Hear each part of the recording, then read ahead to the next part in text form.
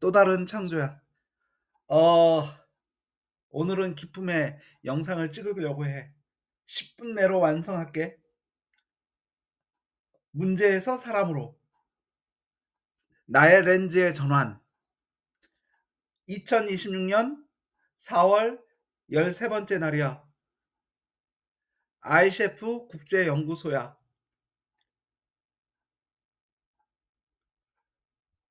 나 중심의 개별 지원 기획 로드맵 설명할게. 지금도 그렇고 앞으로도 그럴 거야.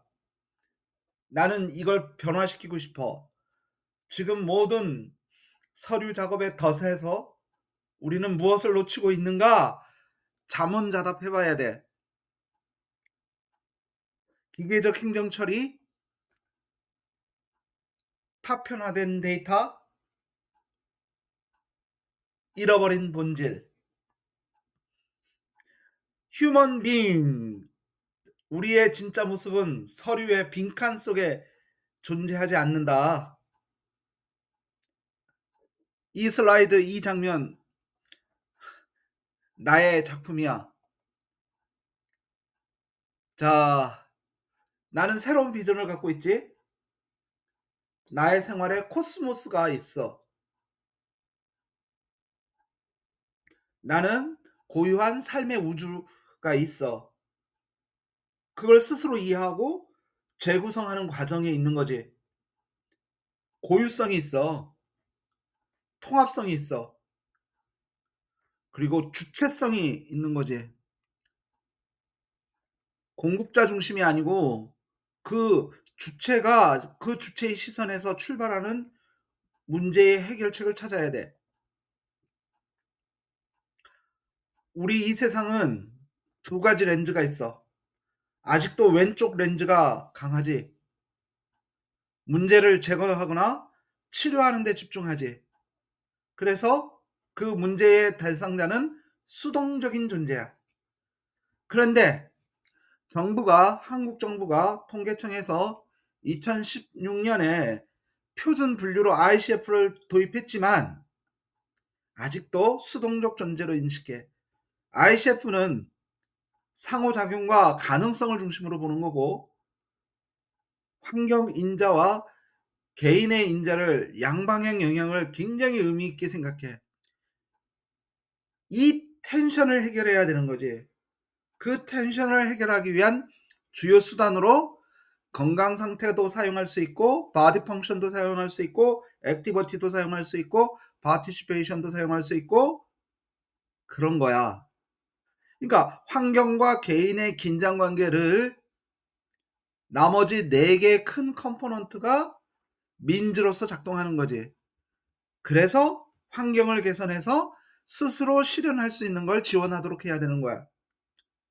지금도 ICF를 일반 분류, 표준 분류로 만들어 놨지만 결국 건강 상태, 심신 기능, 활동, 참가를 X 변수라고 생각해. 설명 변수라고 생각해. 그게 아닌데.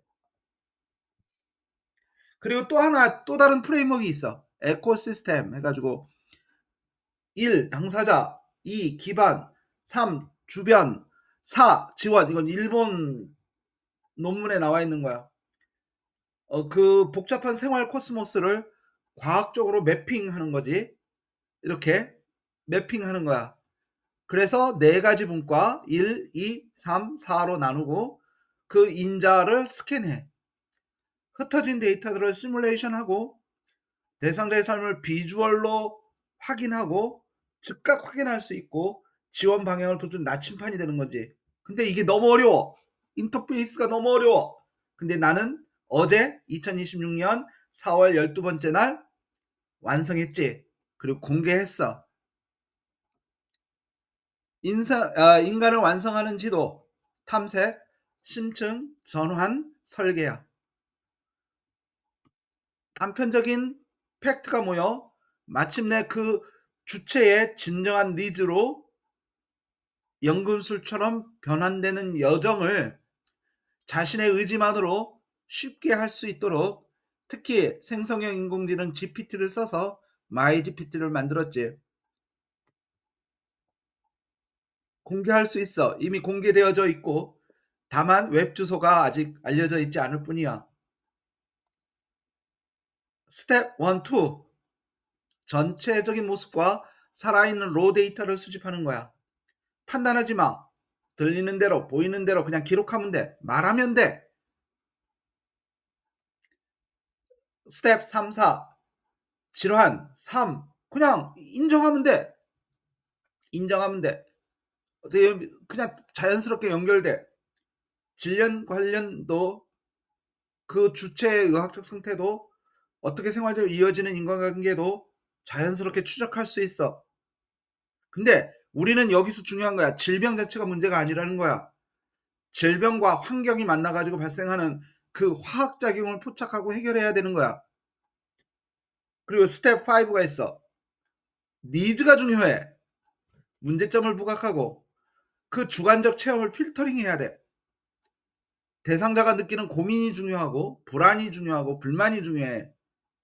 그래야만 진짜 사람의 마음이 보여. 진정한 니즈, 불안을 넘어선 그 주체의 의욕과 자기다운 삶의 과제를 스스로 찾아내도록 하는 거야. 내 힘으로 내가 원하는 시간에 마트에 가고 싶다. 전문가의 목표가 아니라 당사자의 주관적 체험 속에서 의욕을 길어 올려야 해. 스텝 6. 두 개의 트랙이 있지. 나는 목표 지향적인 접근을 원해.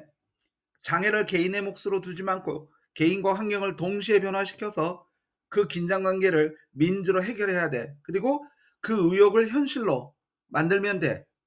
그리고 스텝 7.